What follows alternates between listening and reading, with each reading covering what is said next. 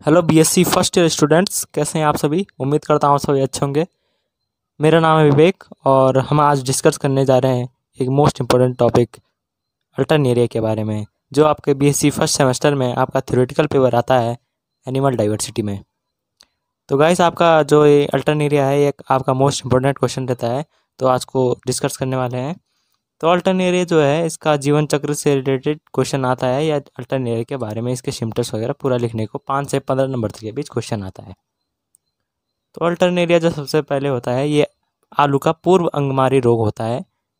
ठीक है, जो आलू है उसका पूर्व अंगमारी रोग होता है, आलू को पूरा अंगमारी रोग से संक्रमित कर लेता है। तो इसके सबसे पहले हम सिस्टमेटिक पोजीशन की बात करते हैं। तो ये जो है क्लास ड्यूटेरोमाइसिटीज और ऑर्डर मोनियल्स, फैमिली डेमाटिएसी और जीनस अल्टरनेरिया। तो गाइस, ये है इसका सिस्टमेटिक पोजीशन। आगे बढ़ते हैं।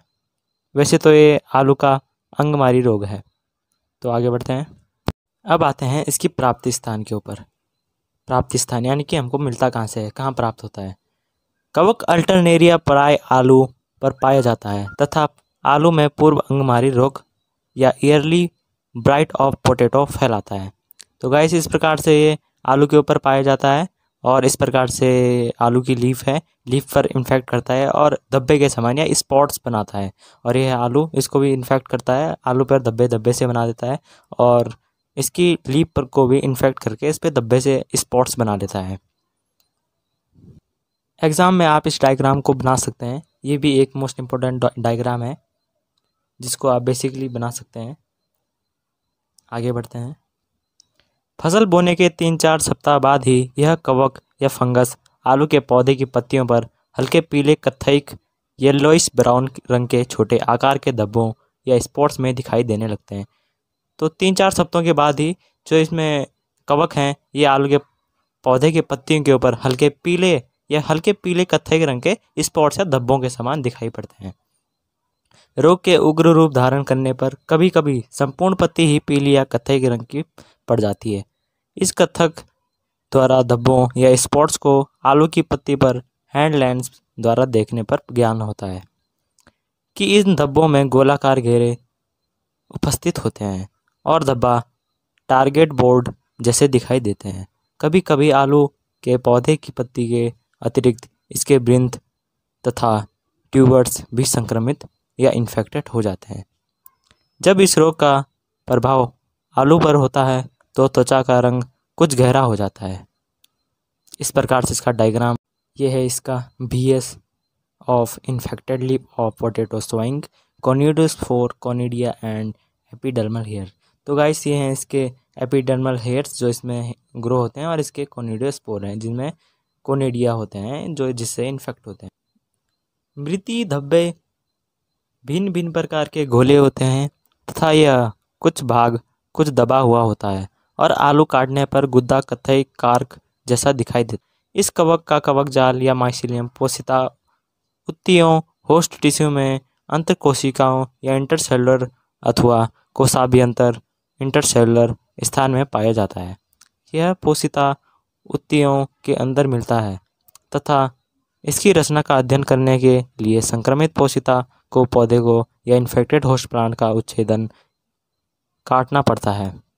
इस कवक का कवक जाल शाखायुक्त या ब्रांच्ड सेप्टेड तथा रंगहीन हल्के कत्थई ब्राउन रंग का होता है।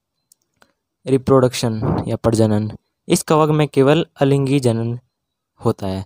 तो गाइस, जो ये होता है इसमें अल्टरनेरिया होता है, इस कवक में केवल अलिंगी प्रजनन होता है या एसेक्सुअल रिप्रोडक्शन होता है। अलिंगी प्रजनन कोनिडिया निर्माण द्वारा होता है। तो गाइस, इसमें अलिंगी प्रजनन में कोनिडियो स्पोर बनते हैं जिससे कोनिडिया बनता है जिससे रिप्रोडक्शन करते हैं, जो कि कणिधरों या कोनिडियो स्पोर्स के अग्रसिरों पर उत्पन्न होते हैं। प्रत्येक कणिधर पर केवल कोनिडियम बनता है। कणी या कोनिडियम लंबे तथा सेप्टेड होते हैं। प्रत्येक कणी में लगभग 5 से 10 तक सेप्टेड होते हैं तथा कणी या जिसे कोनिडियम की अग्रकोशा बहुत लंबी व पतली चोंच बनती है। ये कोनिडिया स्वतंत्र होकर दूसरी पोषिता पौधे होस्ट प्लांट पर पहुंच जाता है तथा नम मौसम में कोनिडिया 5 से 10 अंकुर वाले जर्म ट्यूब बनाकर अंकुरित होते हैं। ये अंकुरण वाले जर्म ट्यूब प्राय स्टोमेटा द्वारा प्रवेश करते हैं तथा अंदर जाकर नया कवक जाल या माइसीलियम बना लेते हैं। तो इस प्रकार से डायग्राम दिखाया गया है ए और बी। ये है ब्रासिका का, जो इस प्रकार से इसकी जो लीफ होती है इस पे स्पॉट्स बनते हैं और ये धब्बे के समान, और ये स्पॉट्स बाद में होल्स के रूप में भी बदल जाते हैं। तो इस प्रकार से इसको इन्फेक्ट करता है। तो ये गाइस इसका एक मोस्ट इम्पोर्टेंट डायग्राम, इसे भी आप एग्ज़ाम में बना सकते हैं तथा पूरे नंबर पा सकते हैं। इस प्रकार से हाइपा होता है और इधर ये होता है कोनिडियोस्पोर और इसके ब्रेक होते हैं, और यह नया बन रहा है यंग कोनिडियम, जो ये नए नए ग्रो होते जाते हैं। इस प्रकार से में कोनिडियम बनते हैं और जिससे कोनिडियोस्पोर्स बनते हैं इस प्रकार से। तो इस प्रकार से डायग्राम है और आगे बढ़ते हैं। इस रोग का प्रसार तथा प्रत्यावर्तन कणी कोनिडिया स्पोर द्वारा होता है। तो गाइस जो रोग का प्रसार है या जो फैलना है ये कोनिडिया के द्वारा होता है। ये फैलकर संक्रमित हो जाते हैं या संक्रमित कर लेते हैं। और ये है अल्टरनेरिया का जीवन चक्र या लाइफ साइकिल। तो गाइस इस प्रकार से अल्टरनेरिया होता है, इससे में पहले कोनिडियोस्पोर्स बनता है एसेक्सुअल रिप्रोडक्शन द्वारा, फिर कोनिडिया बनता है और ये जर्म ट्यूब पर जाते हैं और इसी प्रकार से ये दोहराया जाता है बार बार। इस प्रकार से इसका रिप्रोडक्शन होता है। आज की वीडियो में इतना ही। अगर आपको गाइस हमारा वीडियो पसंद आया हो तो लाइक कमेंट करना ना भूलिएगा। अगले वीडियो में मिलते हैं, तब तक के लिए बाय बाय, टाटा।